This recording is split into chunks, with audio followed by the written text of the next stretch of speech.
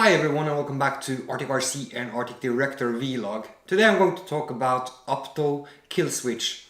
What I'm going to do now I think you can do with many other types of kill switch, but this one is the opto one.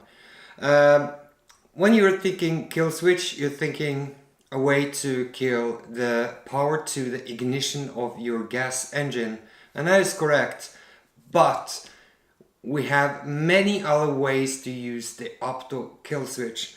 I suddenly got a lot of these because I picked them out of my gasoline planes and I misplaced them and I ordered new ones, so now I have like 4 or 5 of them. But the great thing is that I can use them for many other things. I don't remember if you remember, my S-Pack had lights in the wings, and this was of course made by the opto kill switch. The great thing about it is that it can handle 20 volts.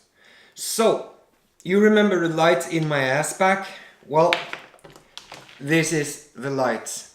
This is a downlight for bathrooms, and the cool thing about it is that it runs on 3.2 volts. So I have this one cell battery which is 3.7 volts, but we tested them on 4.8 volts, so there was no problem at all. But everything over that, the LED just broke.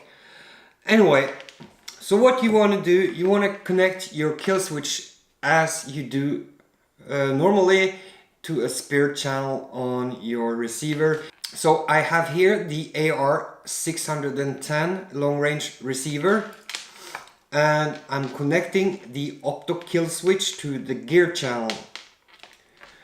You will have no lights here, there is no reaction, and the reason for that is that the kill switch doesn't have any power inputs and we need to give it that. So we're going to hook it up with this one cell battery, and like this,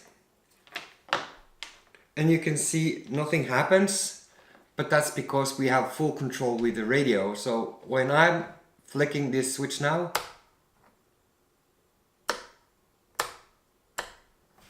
and that is quite cool. And we can hide this a little bit, and you can see here on this one it turns red. I'm not sure if you can see it. So cool way to use the kill switch. If you're using 3.7 volt, that is also the power that the opto gas engine kill switch will give out. So many new ignition systems now, they can handle 7.2 volts or up to 8.4 volts, which is the peak of 2-cell battery. So if you connect the battery directly to this kill switch, that is also what it will give out to your ignition central. So we're going to test something else. So what we are going to do now, we are going to use these LED strips. These are the ones that I had on the wing, the Kita 1. Okay, so these LED bars were connecting directly to the receiver when we had them on the wing. But the main problem now is that I don't have any control over them. I can't turn them on or off, sadly.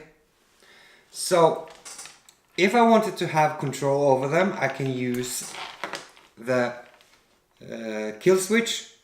So we connect them to the kill switch like this, and I can just turn them on and off.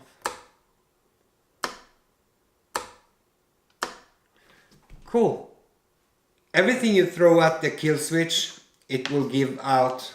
So if you know that your LED strip lights the best on a 3-cell battery, you can hook up the 3-cell battery directly into the kill switch. Doesn't matter, it works super great. So if you have this kill switch laying around, use them.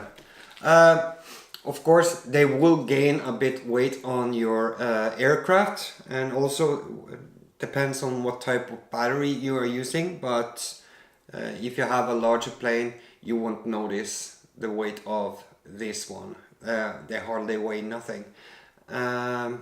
So I hope you guys enjoyed this video.